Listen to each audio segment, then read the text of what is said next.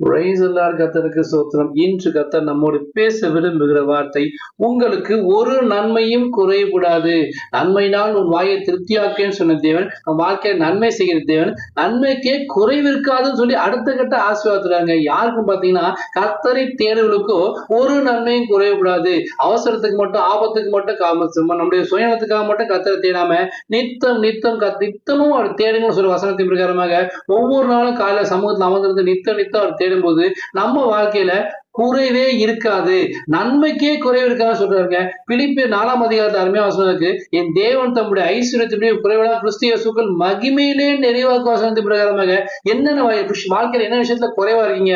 படிப்புல குறைவா இருக்கீங்களா? ஞானத்துல குறைவா இருக்கீங்களா? வசதியில குறைவா இருக்கீங்களா? ஆரோக்கியத்துல குறைவா இருக்கீங்களா? ஊழியத்துல குறைவா, எந்த விஷயத்துல குறைவா இருக்கீங்களோ எல்லாவற்றையும் தேவன் மகிமையிலே அவருடைய மகிமையை கொடுத்து உங்களை நிறைவாய் ஆசீர்வதிக்கப்படுறாரு. எல்லாவற்றையும் நிரப்புகிற தேவன் நிரம்பி வழிகிற பாத்திரமா மாத்த போறாருங்க.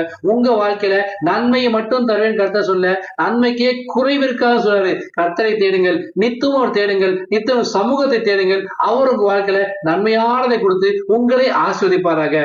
விசுவாசத்தோடு ஆமென் என்று பெற்றுக் கொள்ளுங்கள். ஆமென். God bless you.